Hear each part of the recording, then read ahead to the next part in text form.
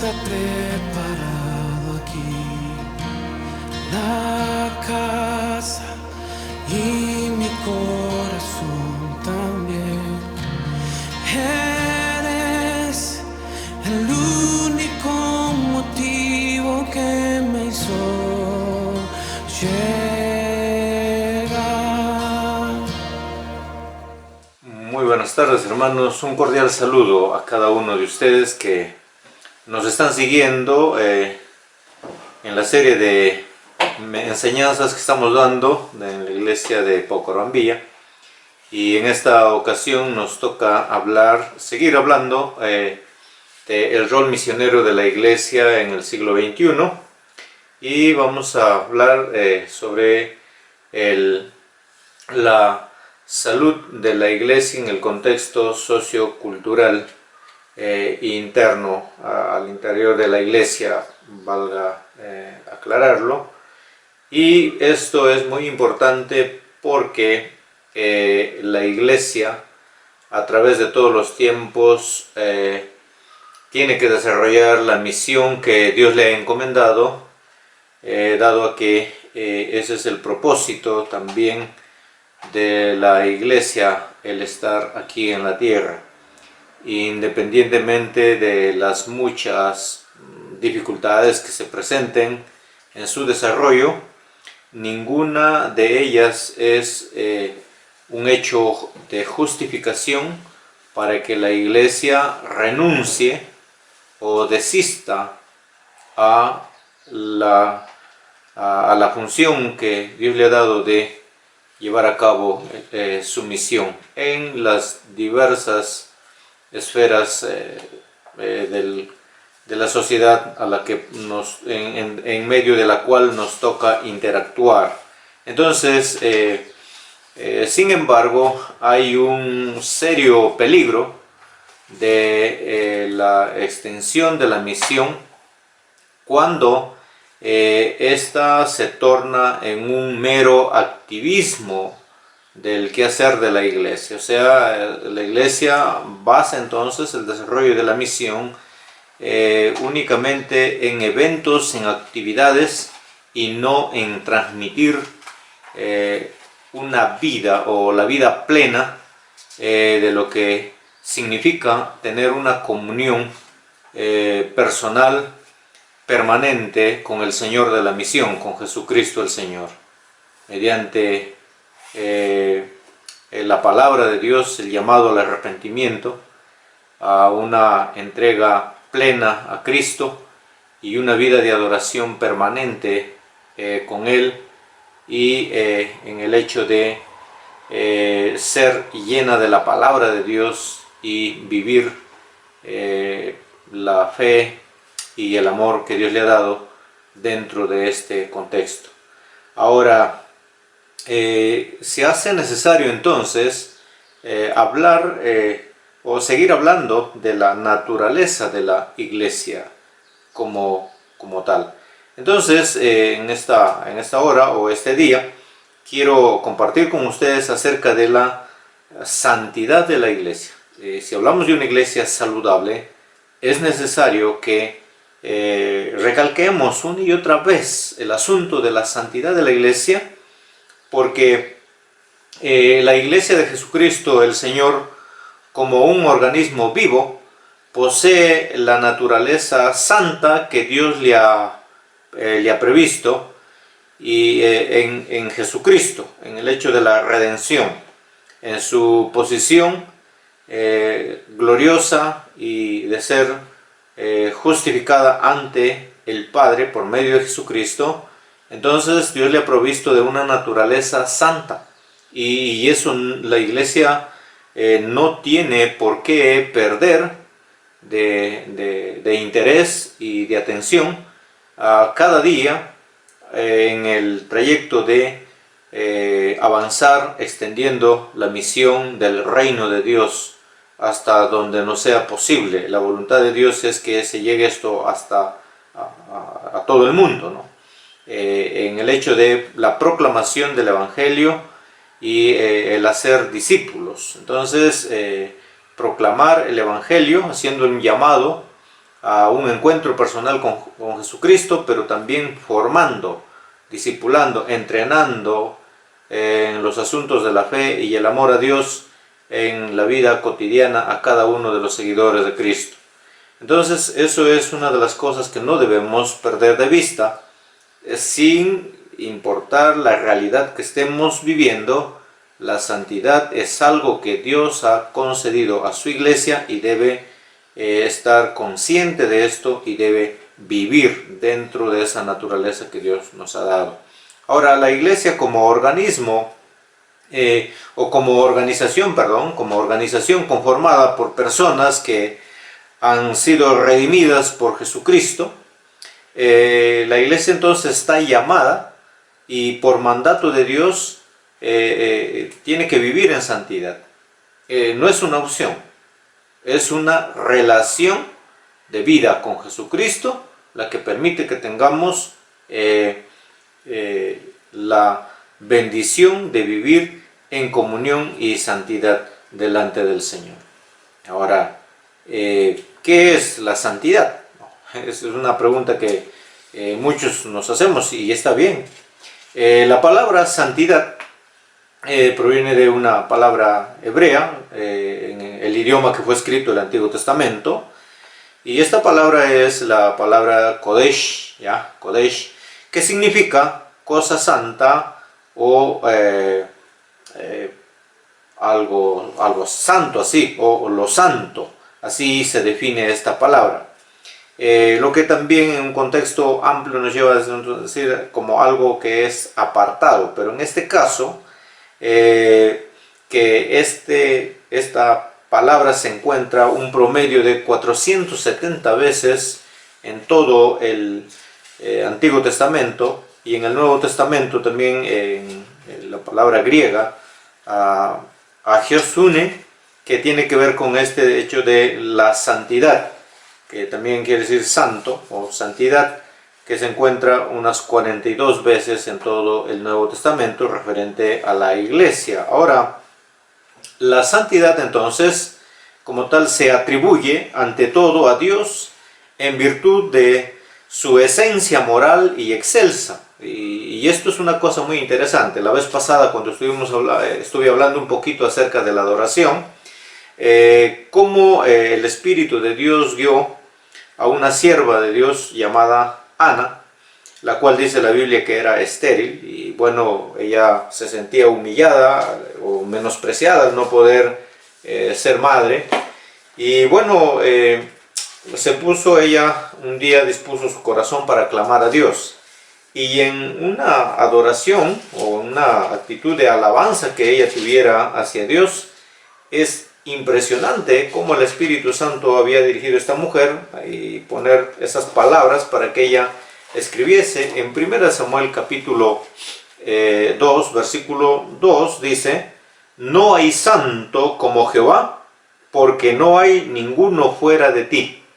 Y eso es entonces una de las cosas que encontramos nosotros en la Biblia y muchos otros pasajes. Pero es interesante esto, no hay otro santo. Entonces, por eso es que se atribuye en primer lugar al Señor, a Jehová, Yahvé. Entonces, Él también, la Biblia nos dice que Él es 3 veces santo, es santo, santo, santo. Y lo encontramos, obviamente, esto en Isaías, el capítulo 6, versículos 1 al 3, cuando Dios se le manifiesta a Isaías y lo llama para darle una misión importante a Isaías, su siervo. Y allí entonces Isaías escucha a un coro angelical, valga decir, ¿no? Allí escucha que habían ángeles de Dios, los cuales proclamaban la santidad de Dios. Y ellos proclamaron 3 veces diciendo que Jehová es santo, santo, santo. Y igual también Isaías en el capítulo 57, el versículo 15, habla Isaías y dijo que el Señor le había hablado para que él comunique al pueblo y diga: así dijo el alto y sublime, hablando de la eternidad de Dios, pero también el santo, el santo.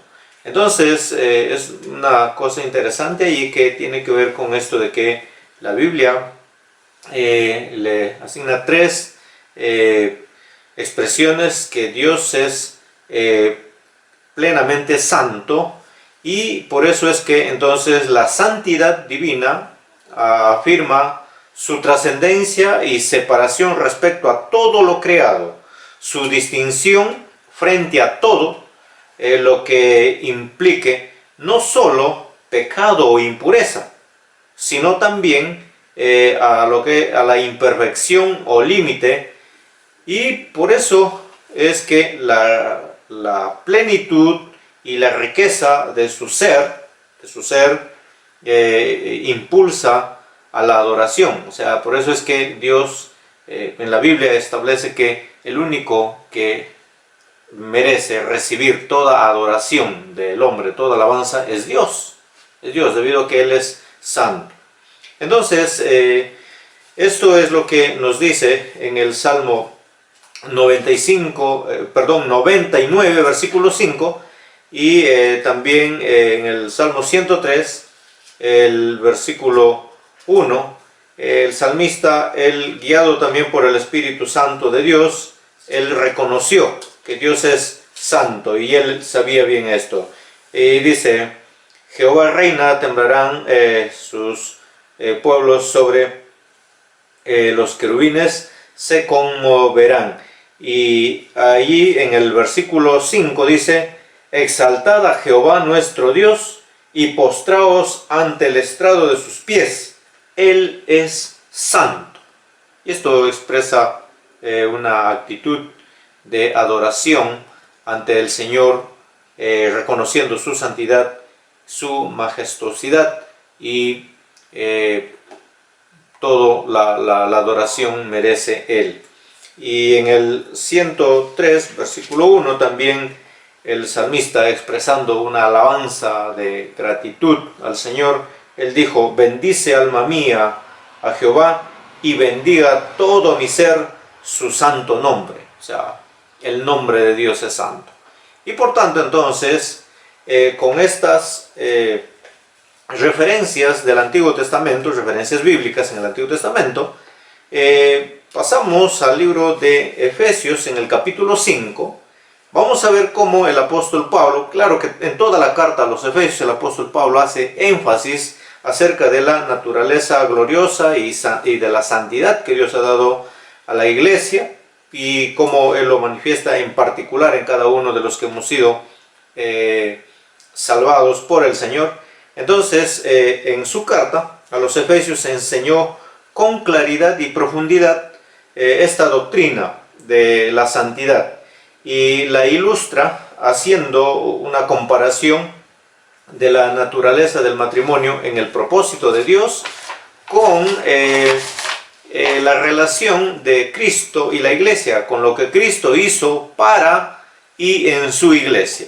Por eso es que la iglesia de Cristo pasa más arriba de ser solo una organización civil, religiosa, o una institución eclesiástica que está sujeta a ser regida o gobernada por estatutos o normas meramente humanos.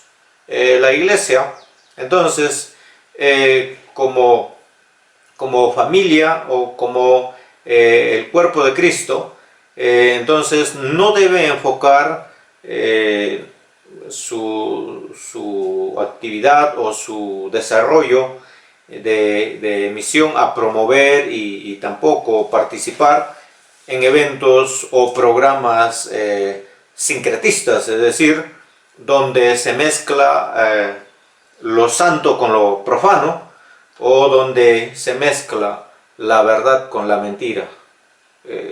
La iglesia como familia de Dios o como cuerpo de Cristo está prohibida a participar, a tener parte o tendencia de negocios en actividades así. Y ya seguramente por eso es que mucha gente tiene conceptos muy ajenos a la Biblia con respecto a la iglesia, porque la iglesia no es una institución meramente humana, sino es una institución de personas redimidas, conformada por personas redimidas por la sangre de Jesucristo, que han experimentado un encuentro personal con el Señor Jesucristo mediante la fe en Él, y que además procuran vivir una vida en comunión personal permanente con el Señor. Y esto nos lleva entonces a tener un entendimiento claro de que cada cosa tiene su lugar, tiene su razón de ser, tiene sus propósitos, y la iglesia tiene el propósito de adorar a Dios, de glorificar a Dios, de extender el reino de Dios, no de inmiscuirse o involucrarse en cosas que le toca a otras instituciones hacer. Es una cosa muy interesante, y como Iglesia del Señor también estamos aquí para testificar, dar testimonio de la presencia de Cristo en nosotros, y llamando a la gente a tener un encuentro personal con Jesucristo mediante la proclamación del Evangelio, y también enseñando la palabra de Dios. No tenemos que enseñar otras cosas. Una de las cosas que Jesucristo el Señor, antes de que Él muriera en la cruz, dijo claramente en su oración, por ejemplo, hacia el Padre, en San Juan 17. Señor, yo les he dado tu palabra, santifícalos en tu palabra, porque tu palabra es verdad. Entonces la iglesia no tiene que pretender hacer otra cosa. Es cierto, hay que trabajar, tener diferentes actividades de trabajo, de ayudar a las personas, etcétera, etcétera, pero todo tiene que estar bajo los lineamientos de la enseñanza de la palabra de Dios, y cuyo propósito tiene que llevar a una alabanza y glorificación a nuestro Dios. Tiene que ver con esto. Entonces, si la iglesia no entiende esto, o como cada individuo de nosotros no entendemos esto, entonces no estamos preparados para hacer la misión desde la ordenanza de Dios. De repente podemos hacer muchas cosas, pero fuera de lo que Dios quiere que hagamos. Y hasta podemos cansarnos, hasta podemos de repente invertir demasiados recursos, pero estar lejos de lo que Dios ha mandado a la iglesia que haga.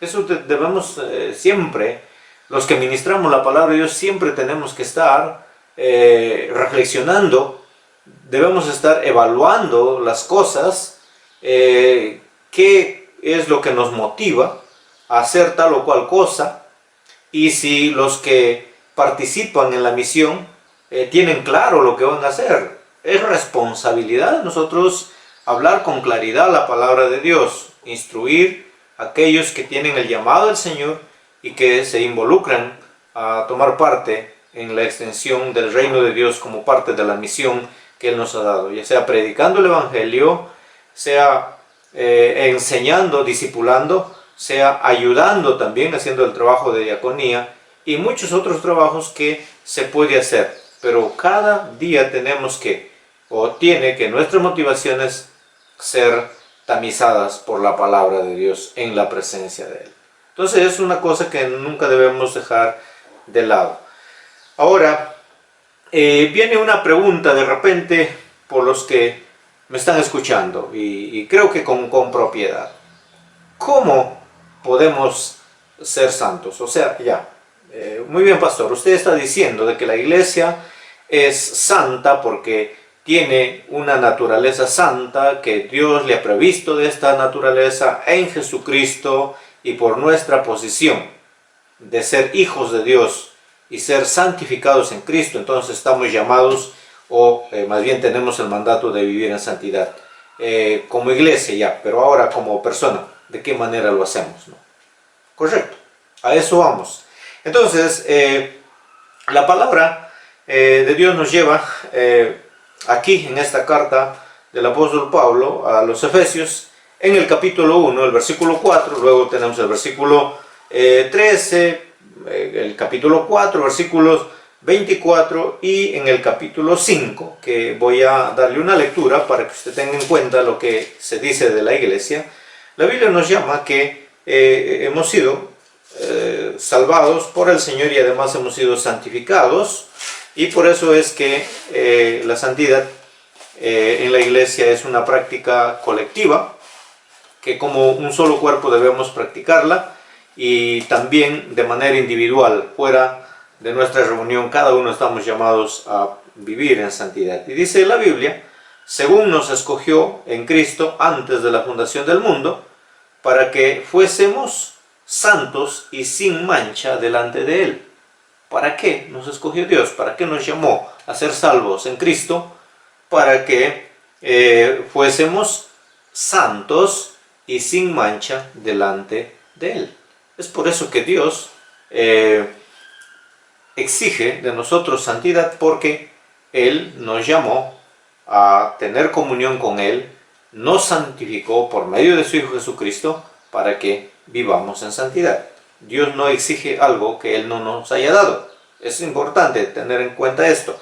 Y en el versículo 13, además nos dice cómo es ese proceso de que hemos sido santificados. Dice el versículo 13, en Él también vosotros, habiendo oído la palabra de verdad, el evangelio de vuestra salvación, y habiendo creído en Él, fuisteis sellados con el Espíritu Santo de la promesa. Entonces, ¿quién ha sellado ese pacto de la promesa de salvación en nuestras vidas? Es el Espíritu Santo. Y si es el Espíritu Santo el que ha afectado nuestra vida, es obvio que nosotros somos entonces santos.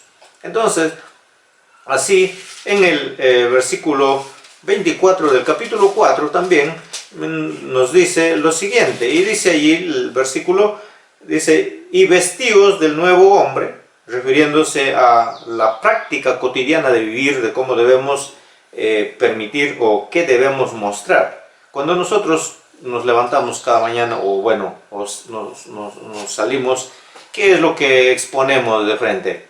Lo que nos ven.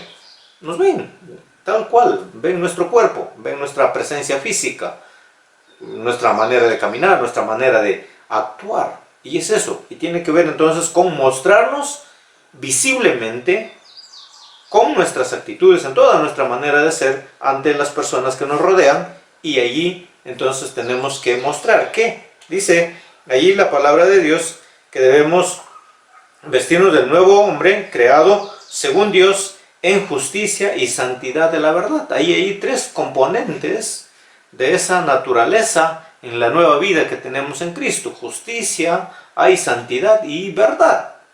Entonces eso es parte de nuestra naturaleza de santidad que tenemos en Cristo, la cual debemos mostrarla, debemos evidenciarla en una buena manera de vivir. Ahora entonces, eso es lo que nos dice. Y en el capítulo 5, obviamente allí dice, de los versículos 23, haciendo una ilustración de lo que es la iglesia, la naturaleza de la iglesia, con lo que es la naturaleza del matrimonio, según el plan de Dios establecido.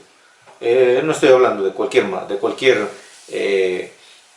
contrato de convivencia de una pareja, sino del matrimonio establecido por Dios. Y dice ahí, porque el marido es cabeza de la mujer, así como Cristo es cabeza de la iglesia. Entonces, la iglesia, como ha recibido esta naturaleza de santidad provista por Dios, tiene que estar sujeta a Cristo, viviendo en esa manera que Dios quiere que viva, o para que Dios le ha provisto de santidad, justamente para eso. Y el versículo 26 dice que Cristo ha dado su vida, Dios se entregó a sí mismo por ella. Dice el versículo 26, para santificarla, habiéndola purificado en el lavamiento del agua por la palabra, a fin de presentársela a sí mismo una iglesia gloriosa, que no tuviese mancha, ni arruga, ni cosas semejantes, sino que fuese santa y sin mancha. Eso es lo que Cristo el Señor ha hecho por su iglesia, y es lo que Cristo el Señor quiere de su iglesia, debido a que Él vive en nosotros, en su iglesia, por medio del Espíritu y la palabra que le ha sido dada para que permanezca en santidad. en pureza. Entonces, pase lo que pase en nuestra vida, venga lo que venga, no hay nada que sea justificable ni sustituto para que nos lleve entonces a evadir nuestra responsabilidad y nuestra participación como miembros del cuerpo de Cristo a vivir en una santidad personal. Esto es algo imperativo. No debemos nosotros pensar, bueno, porque están pasando estas cosas o porque ya este tiempo no congrego, entonces, ¿qué? No, usted tiene el llamado del Señor, debido a que usted es santo, debe vivir su vida de santidad. Y no hay otra manera mejor de que usted pueda entenderla y vivirla, si no es por la palabra de Dios. El Espíritu Santo que mora en nuestros corazones nos conduce cada día a la fuente de vida, que es la palabra de Dios que Cristo el Señor nos ha dejado para que por ella crezcamos y por ella también manifestemos nuestra vida de comunión permanente con Él. Entonces, eso es lo que nos dice aquí la palabra del Señor. Y otros apóstoles también hablaron de esto, y uno de los que es tan enfático también es el apóstol Pedro. En el capítulo 1, él allí hace un llamado de atención, donde dice, bueno, si ustedes invocan por Padre, ya, en aquel que sin acepción de persona los llamó, entonces conduzcase en santidad. Pero aquí en el capítulo 1, los versículos 14 adelante dice, como hijos obedientes, no os conforméis a los deseos que antes teníais, estando en vuestra ignorancia, sino como aquel que os llamó es santo, sed también vosotros santos en toda vuestra manera de vivir, porque escrito está, sed santos porque yo soy santo. Eso es lo que dice el Señor Jesucristo, y Pedro dijo esto de parte del Señor. Entonces, ahora, de repente todavía no queda claro, y pueden decir, bueno, la verdad no entiendo. Ahora, espero ayudarle, y más que todo el Espíritu Santo le va a ayudar a entender mejor, pero en cuanto a lo que yo he entendido, y procuro con la ayuda del Señor, no como un experto en vivir estas cosas, sino como quien alcanzó misericordia para vivir lo que estoy entendiendo y conociendo de Dios cada día. ¿Cómo entonces podemos vivir la santidad en la vida práctica? Aquí tenemos por lo menos 3 cosas como principios lineales en la vida que yo quisiera compartirle a usted. Primero es considerar nuestra identidad. ¿Quiénes somos? Preguntarnos, ¿soy cristiano? ¿Cristo vive en mí? Y esa es una de las cosas. Y cuando tengamos una definición de esto, entonces hay otra cosa que podemos considerar. Nuestra integridad. ¿Qué? Nuestro cuerpo, alma y espíritu son de Dios. Y hay pasajes en la Biblia, 1 Corintios capítulo 3, versículos 1 Corintios, el capítulo 3, versículos 16 y 17, también en el capítulo 6, versículos 15 al 19. Es una cosa muy interesante. ¿De quiénes somos? Somos de Cristo. Y si somos de Cristo, ¿qué cosa de mí no es de Cristo? Todo. Nuestro cuerpo, alma y espíritu son de Cristo el Señor. Y punto. Entonces, si somos de Cristo, hemos de conducirnos como tal. Y por eso, otra tercera cosa, un tercer consejo que puedo darle, es asumir nuestra responsabilidad ante Dios. Muy bien. Entonces, cada uno de nosotros somos responsables delante de Dios de tener cuidado en nuestro diario vivir. ¿De qué cosas? Por ejemplo, no proponernos a hacer nada que cause daño a otros. Eso está en lo que involucra el segundo mandamiento. Amarás a tu prójimo como a ti mismo. Y ese mandamiento va a ser real en nuestra vivencia, en tanto que el primero esté bien cimentado en nuestro corazón, de amar a Dios sobre todas las cosas ahí.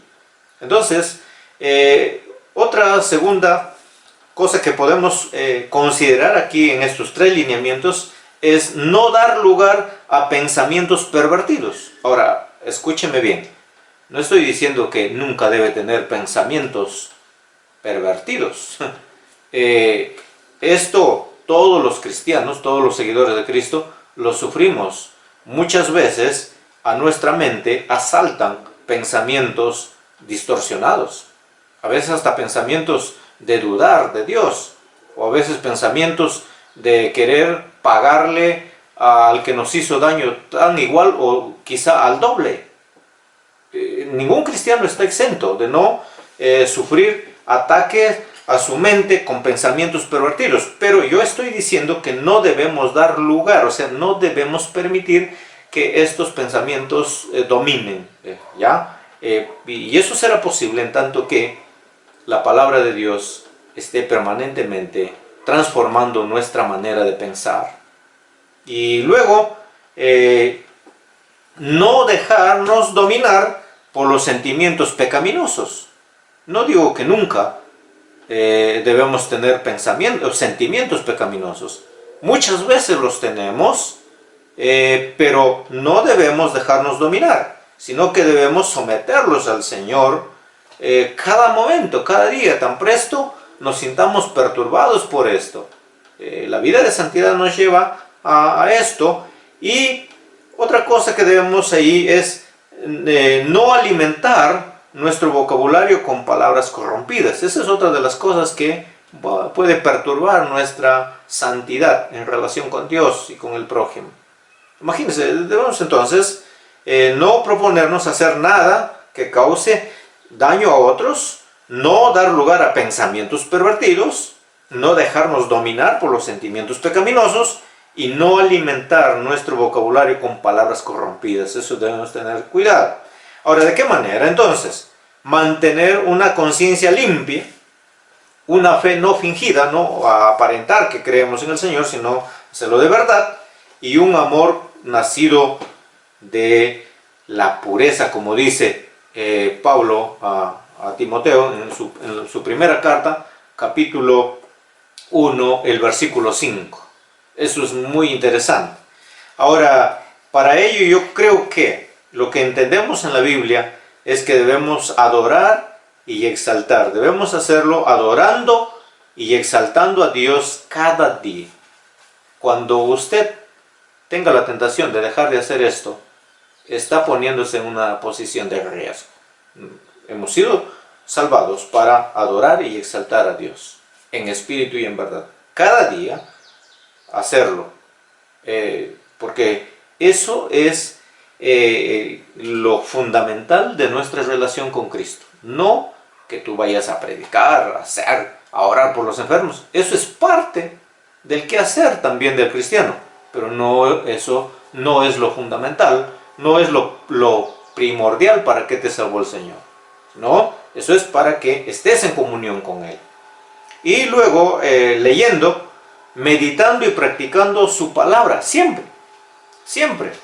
Y por eso es que me parece que fue Lucas el que dice que al que más conoce, más cuenta, el Señor demandará. Y eso no es un hecho justificable para decir, entonces yo me quedo ahí nomás, no voy a leer la Biblia porque Dios me va a pedir más cuentas. Igual te va a pedir cuentas, sino que Dios, en el sentido de que cuanto más conocemos de la palabra de Dios, más oportunidades y más desafíos nos va a dar para que demostremos cómo vivimos la palabra de Él. Y de esta manera entonces tenemos que vivir, practicar nuestra santidad. Recuerda entonces, en la vida práctica, considerar nuestra identidad. ¿Quiénes somos? ¿Somos hijos de Dios o qué somos? ¿Somos religiosos? ¿Qué somos? Segundo, tomar nuestra integridad en serio, como cuerpo, alma y espíritu le pertenecen a Dios. No me pertenecen a mí. Yo tengo la responsabilidad de someterlos, de consagrarlos, de llevarlos a Dios cada día. En tercer lugar, asumir nuestra responsabilidad ante Dios. No vivir por miedo a la gente, sino delante de Dios. Si creemos que Dios está en todo lugar, entonces pensemos, si Dios nos hizo santos, es justamente para que en cada lugar lo seamos.